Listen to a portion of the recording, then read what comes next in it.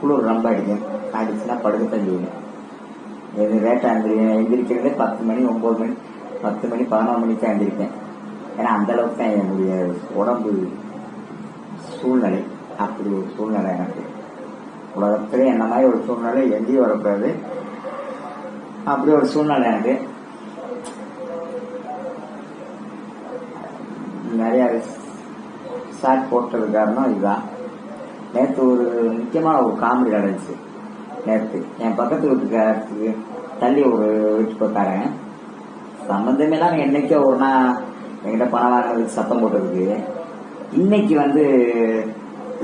நேற்று சாயந்தரம் என் முன்னாடி கூப்பிட்டு இனி இவனை என்னன்னு கேளு அப்படின்னு ஒரு பாயமா பேசிக்கிட்டு இருந்தேன்.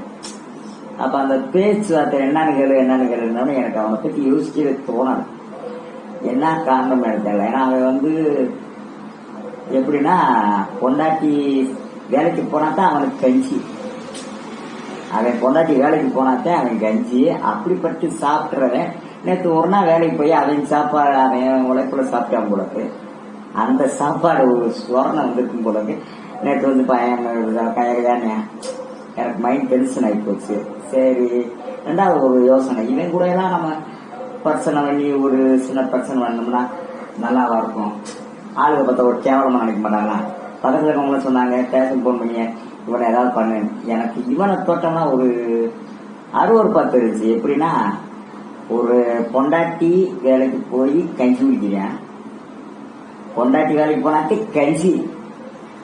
அப்படிப்பட்டவன் சத்தம், நானும் ஆம்பளைன்னு சொல்லி தனியா போட்டவனே ஆம்பளைன்னு சத்தம் போட்டேன். அப்படியே நினைச்சேன், ஒருவேளை ஒழுங்கா சம்பாதிச்சு பொண்டாட்டி பிள்ளைகளுக்கு சொத்து சொத்து வச்சு அவன் கையால சாப்பிட்றவனா இருந்தா எவ்வளவு ரோசப்படுவியா அப்படிங்கிறது. இதே மாதிரி உலகத்துல 80% மேல பொண்டாட்டி கையால திங்கிறவனுக்கு தான் அதிகமா ரோசம் வருது. அதே போல தானா உழைச்சு சாப்பிட்றவனுக்கு ஒரு விஷயம் நடக்கிறதுக்கு ஐபிஎல்ல. ஆனா வளர்ந்துருக்கேன். கண்ணம்மா ஒரு 4 காட்டு மாடு வளர்ந்துருக்க அளவுக்கு வளர்ந்துருக்கேன்.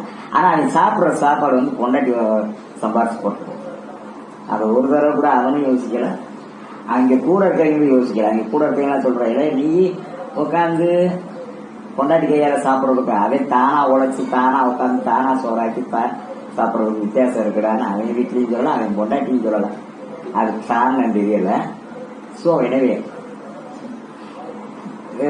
அவனை யாருன்னு நான் சொல்ல விரும்பல. ஏன்னா அவன் பேரை சொன்னாலும் கூட அது